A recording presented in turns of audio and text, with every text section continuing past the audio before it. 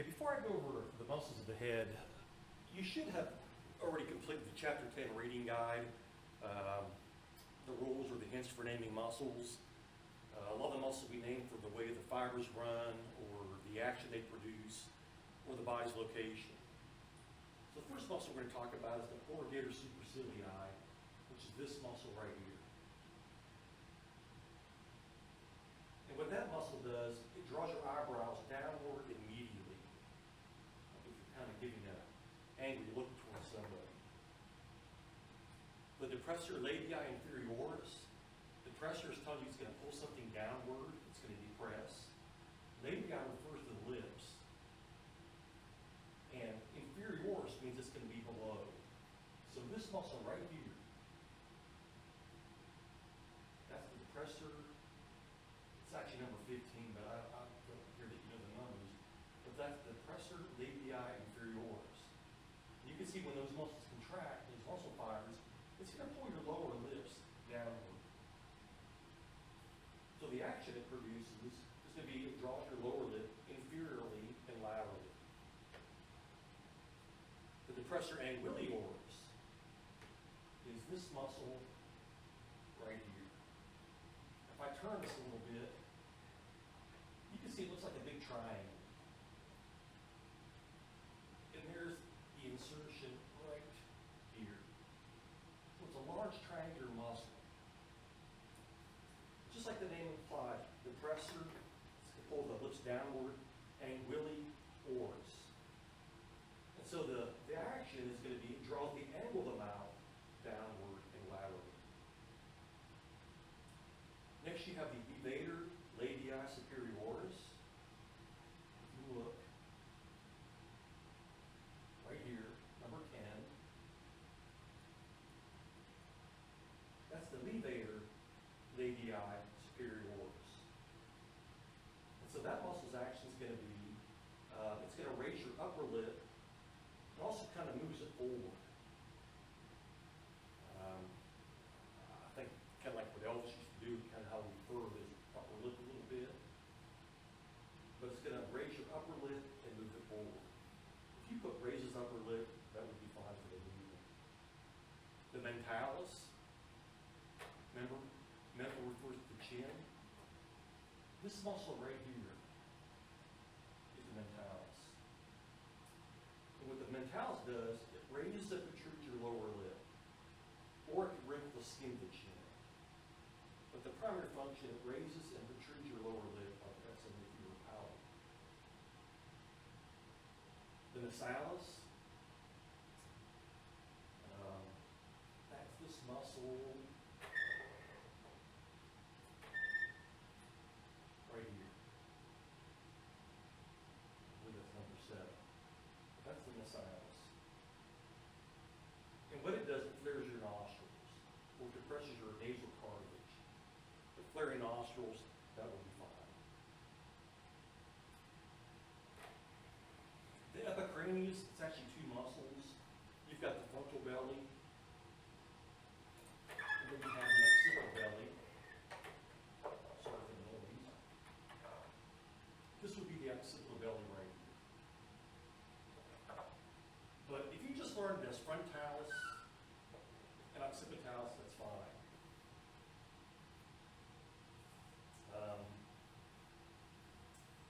What the frontalis does, it actually draws your scalp anterior, like raising your eyebrows. It helps raise your eyebrows.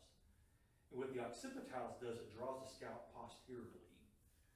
So you have the frontalis, so it draws your scalp anteriorly and raises your eyebrows. And the occipitalis, which is in the back, it draws your scalp posteriorly. You have your orbicularis oculi. I think that's a fairly easy muscle to learn. Orbicularis means the muscle fibers go in a circular pattern. But the oculi will be around the eyes. And the oris would be around the mouth. So orbicularis oculi, orbicularis oris. And what the orbicularis oculi does, it closes your eyelids. And the orbicularis oris, it closes and protrudes your lips. the procerus, that's this muscle right here, number 6. That's procerus. And what it does, it draws your eyebrows down. The platysma, I have an asterisk on your study guide. You're not going to see the platysma on any of these muscles. And the reason being is you wouldn't be able to see any of these muscles here in the neck region if that muscle was present. But the platysma, it's that large fan-shaped muscle in the front that would cover all these. A lot of people refer to it as the muscle that's used when guys shave. Like if you were to press your lower lip, that muscle would flare out. That's the platysma. None of the models that we have in class actually have that present. Again, the reason being is if it were, it would cover up all the muscles underneath. But know the function of the platysma. And what it does is it pressures your mandible. The risorius is this muscle right here. Again, if you look where it inserts, what it does, it retracts the corner or the angle of the mouth. So it retracts the corner of the mouth. Then you have the zygomaticus major and minor. And that's these two muscles here. Here you can see the zygomatic bone. So the larger muscle right here is the zygomaticus major. And the one right here is the zygomaticus minor. So the function of the zygomaticus major, it draws the angle of the mouth laterally and upward. The zygomaticus minor draws the angle of the mouth, or the upper lip, I should say, the upper lip upward and laterally. So there's the corner, or the angle, this would be the upper lip. So the minor draws the upper lip upward and laterally, or the major draws the angle of the mouth laterally and upward. Sure, they are used in smiling, but I don't like that definition because the smiling actually includes or actually uses several muscles to do that function. Muscles of mastication, which is chewing. You have the buccinator. A lot of people want to say buccal or buccal or buccal. It's actually buccinator, buccal cavity. But the buccinator is this muscle right here. And what the buccinator does, it compresses your cheeks.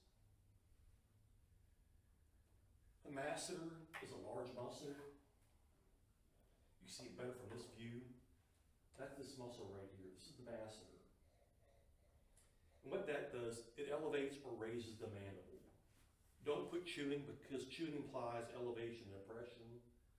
So what the masseter does, it raises or elevates the mandible.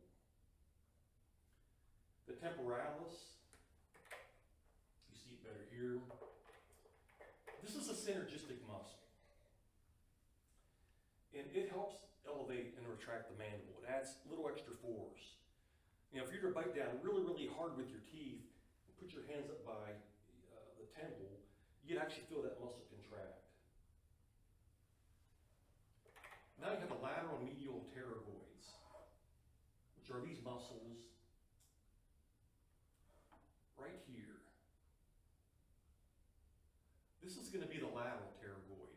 It's more lateral than the medial pterygoid, which is right here. So here's your medial pterygoid, here's your lateral pterygoid. Lateral's more lateral. There's your medial. Some of you may recall the pterygoid muscle, or the pterygoid process on the sphenoid bone. But what the lateral medial pterygoids are used for, it's for the side-to-side grinding movements. So when you're chewing, you also move food side to side. The side-to-side grinding movements are produced by the lateral medial pterygoids.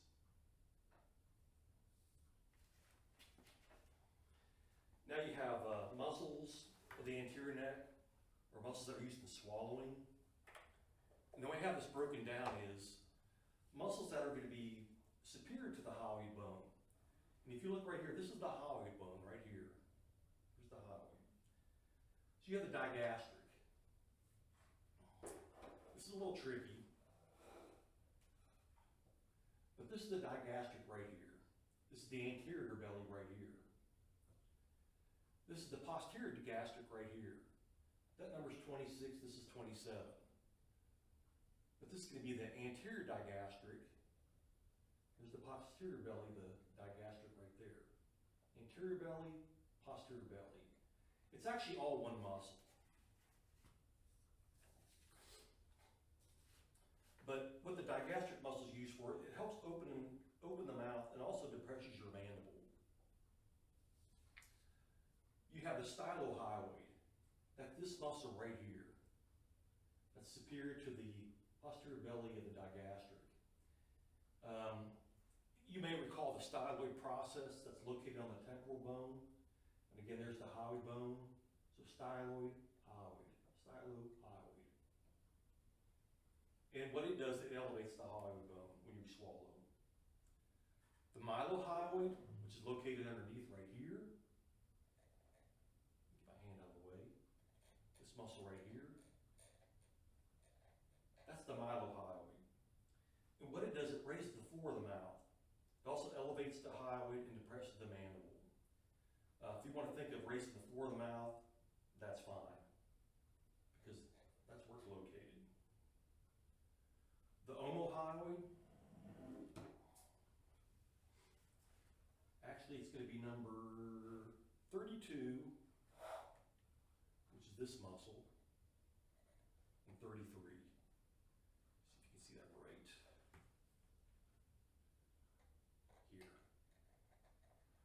If I was to remove the sternocleidomastoid right here, this is actually all one continuous muscle. You can see that invisible body. So this would be the superior belly. This would be the inferior belly of the omohyoid. And what the omohyoid muscles do, they depress and retract the hyoid bone. Those are the muscles of mastication, muscles of the head. So, oh, I almost forgot, the sternohyoid. Sternohyoid is this one right here. That's fairly easy. Here's your sternum. Here's your hyoid bone. There's your sternohyoid. And what it's going to do is going to depress the hyoid bone. And again, look which way the fibers runs. When the muscle contracts, it's going to depress the hyoid bone. But that's sternohyoid.